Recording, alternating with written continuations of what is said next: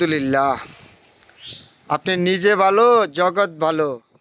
আপনি নিজে ভালো না, কেউ ভালো না। মানুষের দুঃসা লাভ আছে।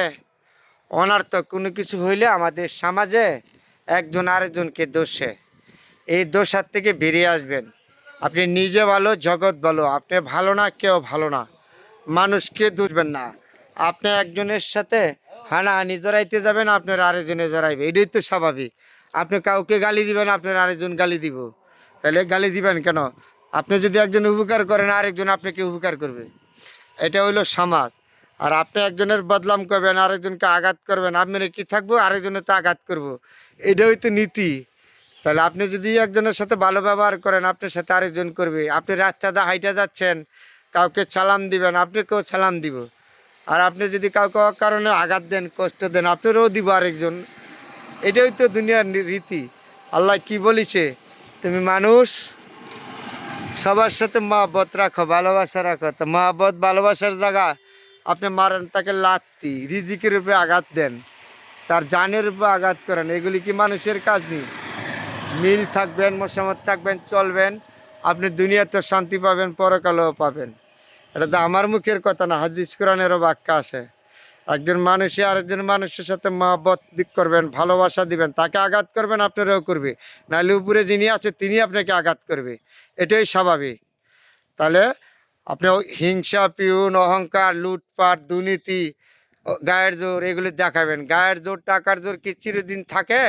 সকালবেলা গায়ের জোর, বিকালে ধ্বংস হয়ে জায়গা, এগুলি থাকে না।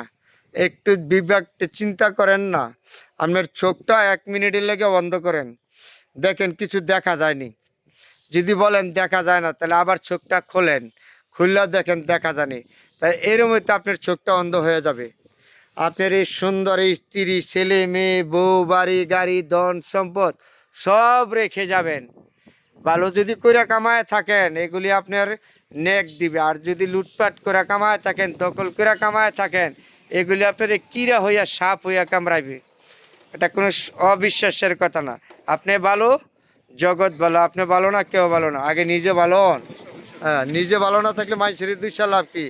লোভ, লালসা, হিংসা, অহংকার করবেন, পরের ক্ষতি করতে যাবেন, মানুষের সাথে দুর্ব্যবহার করবেন রাস্তাঘাটে, সব জায়গা। তাহলে আপনাকে আল্লাহ দিব কেমনে, আপনি বরকত দিব কেমনে? এটা আগে নিজে চিন্তা করেন।